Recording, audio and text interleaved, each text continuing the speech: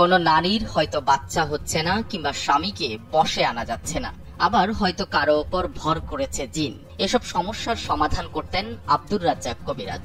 মূলত এসবের আড়ালে অনৈতিক কাজকর্ম আর প্রতারণা করে আসছিলেন। সম্প্রতি জিন তাড়ানোর নামে পানের বরজের ভেতরে নিয়ে এক গৃহবধূকে ধর্ষণ করেন রাজ্জাক কবিরাজ।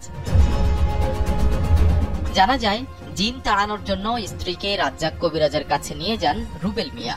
কবিরাজ জানান, সমস্যার সমাধান করতে হলে যেতে হবে পানের বরজে, তবে সঙ্গে যেতে পারবেন না স্বামী। কবিরাজ স্বামীকে সিগারেট আনতে পাঠিয়ে দেন দূরের এক দোকানে। এরপর জিন তাড়ানোর নামে ওই গৃহবধূকে ধর্ষণ করেন রাজ্জাক কবিরাজ। কবিরাজের হাতে স্ত্রী ধর্ষিত হয় ক্ষুব্ধ হন রুবেল মিয়া। এরপর ঠান্ডা মাথায় খুনি করে ফেলেন রাজ্জাক ওরফে রাজাই কবিরাজকে। পুলিশের কাছে এবং আদালতে অকপটে সে কথা স্বীকারও করেছেন রুবেল।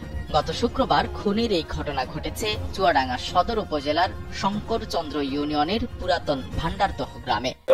আব্দুর রাজ্জাক ওরফে রাজাই শেখ নামে এক ব্যক্তি, যিনি পেশায় কৃষিকাজ করেন এবং পাশাপাশি কবিরাজি চিকিৎসা করেন।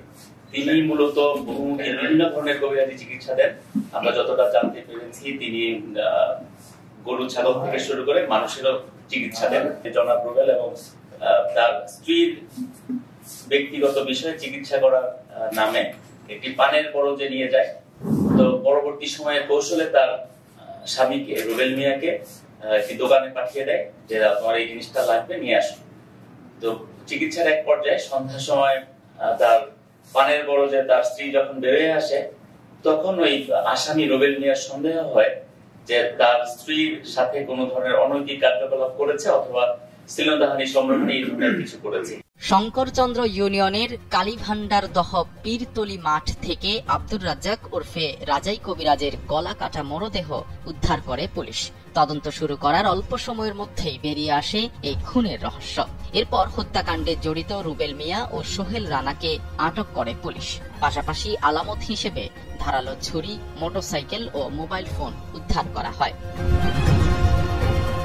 রাজাই কবিরাজের হত্যাকাণ্ড নিয়ে এলাকাবাসীর মধ্যে মিশ্র প্রতিক্রিয়া লক্ষ্য করা গেছে। কারণ স্থানীয় অনেকেই এই কবিরাজের ভণ্ডামি আর প্রতারণার শিকার হয়েছেন।